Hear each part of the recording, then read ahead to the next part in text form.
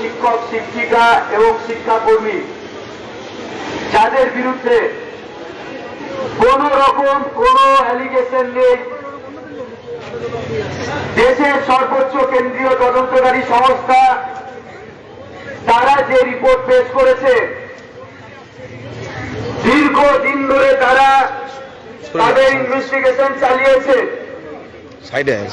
চারটে চার্জশিট তারা পেশ করেছে, কিন্তু কারো ক্ষমতা হলো না যে আমাদের বিরুদ্ধে একটা দুর্নীতির অভিযোগ তুলে দিতে।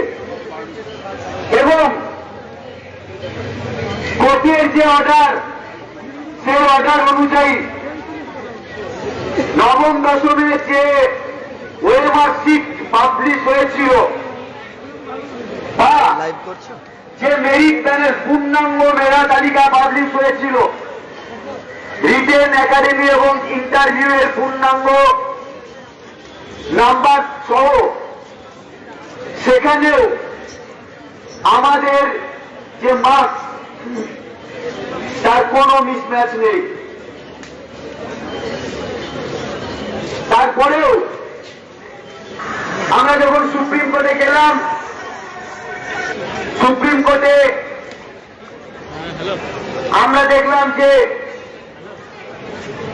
আমাদের পর্যাপ্ত তথ্য, আমাদের বক্তব্য উপস্থাপন করার পরেও আমরা চাকরি হারালাম।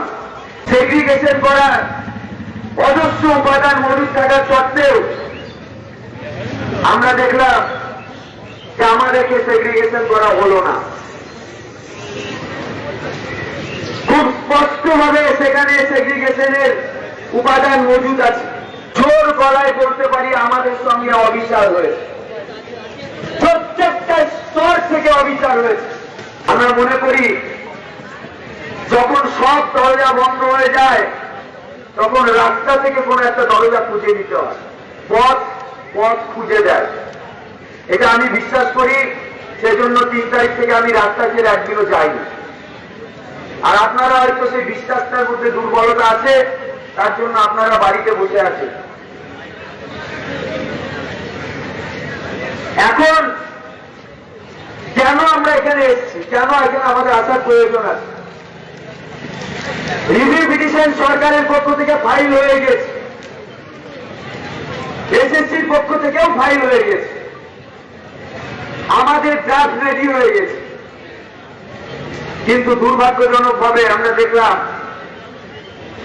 সরকারের সঙ্গে আলোচনা ছিল যে তারা যখন রিভিউ পিটিশন করবে তারা আমাদের জানাবে। 29 তারিখে এখানে আমরা ছিলাম, আমাদের সঙ্গে দেখা করা হয়নি। আমাদেরকে প্রতিশ্রুতি দেওয়া হয়েছিল কি হবে তার ড্রাফট, রিভিউ পিটিশন নিয়ে পজিটিভলি তাদের কি ভাবনা সেগুলো আমাদেরকে বলা হবে, কিন্তু আমাদের বলা হয়নি, আমাদের জানানো হয়নি। এক কথায় আমাদেরকে অন্ধকারে রেখে আমাদের সঙ্গে প্রতারণা করা হয়েছে। একটা কনস্ট্যান্ট দাবি আছে, যাদের জন্য আমাদের চাকরি গিয়েছে তারা আমার চাকরি ফিরিয়ে দেবে। কোন আইনের বলে, কোন প্রক্রিয়ায় ফিরিয়ে দেবে সেই দায়িত্ব তাদের। আমাদের দাবি আছে এই মুহূর্তে কোন রকম পরীক্ষা আপনি নিতে পারবেন না। কেন পরীক্ষা আমরা দেব? আমরা তো আরে ভগবানও একাধিকবার অগ্নি পরীক্ষা দিতে চাইনি। আমরা তো মানুষ, আমরা অগ্নি পরীক্ষা দেবো কেন?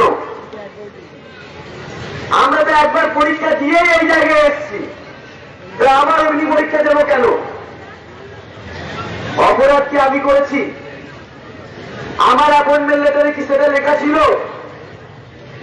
যে অগ্নি পরীক্ষাটা আমাকে দিতে হবে? তাহলে অগ্নি পরীক্ষা আমি দিতে রাজি নই।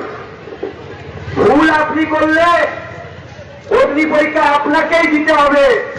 আপনি শুনুন, আপনি সেখান থেকে হিরে বের করে আনুন। রাস্তা আপনাকে বের করতে হবে, আমি রাস্তা বের করতে পারবো না। আমরা তো দেখেছি সিবিআই রিপোর্টের বলে বছরের পর বছর কাউকে জেল কাটানো হয়। তাহলে সেই সিবিআই যদি তার রিপোর্টে বছরের পর বছর কাউকে জেল কাটানো হয়, তাহলে সেই রিপোর্টের বলে সুপ্রিম কোর্ট কেন আমার চাকরিটা ফিরিয়ে দিল না?